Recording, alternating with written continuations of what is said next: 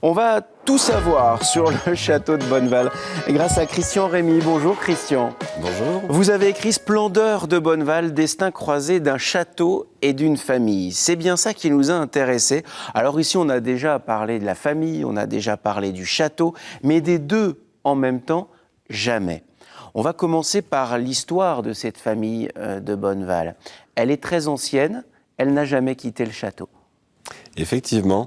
Alors, la famille, au bas mot, c'est 1000 ans d'histoire. La famille apparaît dans la première moitié du XIe siècle. Et donc, on arrive à la suivre comme ça, grâce aux archives sur la longue durée jusqu'à aujourd'hui. Et donc, le château est une création qu'on peut situer au tout début du XIVe siècle, vraisemblablement. Et de fait, cette famille, à partir du XIVe siècle, ne quitte plus ce château depuis 700 ans. Alors ça, c'est incroyable, c'est ce que, évidemment, on retrouve dans ce livre-là. On va voir des images de l'extérieur du château, parce que c'est évidemment cette espèce de mastodonte de pierre qui s'impose dans cette partie du Limousin. Et ce château non seulement raconte l'histoire de la famille, mais raconte l'histoire de différentes périodes architecturales. Oui, complètement. C'est une sorte d'agglomérat, de palimpseste de toutes les époques. C'est assez, je trouve, significatif de la notion actuelle qu'on peut avoir du patrimoine. C'est-à-dire que c'est pas quelque chose de figé. Un patrimoine, ça naît à un moment donné, c'est entretenu, c'est renouvelé, c'est restructuré, restauré. Ça évolue avec les modes. Exactement. Parce que là, clairement, on voit bien qu'il y a eu des modes. Les modes venus d'Italie, à l'intérieur, avec cette cour intérieure. Les modes des tours qui sont surélevés à l'époque d'une restauration. C'est tout ça que raconte cet extérieur, ce bâti. Complètement, on a encore l'enveloppe, l'écorce du château fortifié, du château fort, on pourrait dire, avec ses anciens fossés, son pont-levis, ses tours d'angle, ses tours circulaires, ses mâchicoulis, ses créneaux, enfin on a toute la panoplie défensive, entre guillemets, et une écorce qui a été renouvelée, remaniée, équipée, remaniée avec de belles fenêtres.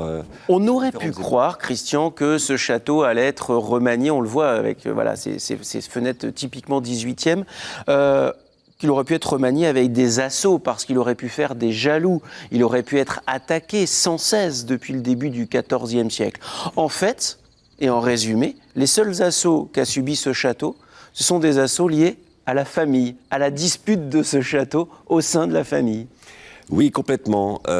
On pourrait penser qu'effectivement, un château fort, sa vocation, c'est de faire la guerre et d'être attaqué. Or, la majeure partie des châteaux qu'on connaît en France ou dans la Nouvelle-Aquitaine sont en fait des demeures familiales. Et donc, ce ne sont pas des points fortifiés qui verrouillent des routes ou des confins. Donc, ce château a été à plusieurs reprises l'objet de prises d'assaut, mais ce sont des assauts qui ne sont pas le fait d'armées royales. Ce sont des affaires de famille qui tournent mal, des successions qui ne se passent pas très bien. Pour le conserver dans la famille, genre, c'est mon château. Oui, pour se le disputer, on peut dire. Pour se le disputer. Je voudrais tout de suite saluer Martha et Géraud, qui aujourd'hui habitent dans ce château, en prennent grand soin. Ils sont absolument passionnants. C'est encore la famille Bonneval, évidemment. Je vous salue très amicalement, je sais que vous nous regardez. On va pénétrer à l'intérieur de ce château maintenant. Il y a là quelque chose d'assez atypique au fond, parce que rares sont les châteaux qui sont aussi richement meublés. Là aussi, ça n'est pas dû au hasard. Alors, l'intérieur comme l'extérieur est le résultat de l'histoire du lieu. Donc, la cour intérieure est assez particulière avec des colonnes de style Renaissance qui proviennent d'Italie de toute évidence. Cet ensemble a été repris au XIXe siècle dans un style un peu néo-gothique anglais. Et les pièces sont toutes meublées avec du mobilier ancien que chaque génération a apporté. Alors évidemment, ça suit les aléas des successions. Donc, lors d'un décès, on fait des inventaires. Les archives du château regorgent d'inventaires. On accumule, on mélange, on repartage, on recompose, on apporte de nouveaux objets.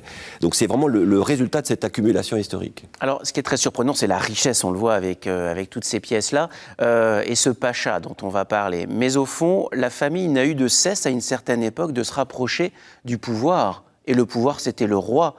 Et lorsqu'on se rapprochait du roi, forcément, on avait quelques privilèges supplémentaires. Alors, complètement. On peut dire que l'histoire des Bonneval, c'est un peu l'histoire de toutes les grandes familles nobles du royaume. Ce sont d'abord des chevaliers, de petits chevaliers qui servent un autre seigneur, et puis au gré de leur histoire, ils accèdent à un titre de seigneur eux-mêmes, par mariage, par réseau. Avant les réseaux sociaux, il y avait déjà du réseautage aristocratique. Donc, par réseau, on arrive à servir un prince, et pour finir, le roi de France. Et pour accéder à des carrières à la cour, tout simplement. Alors justement, il y en a un qui a eu une carrière, qui a servi la monarchie, la France, et puis ensuite l'Autriche, et puis ensuite les Ottomans.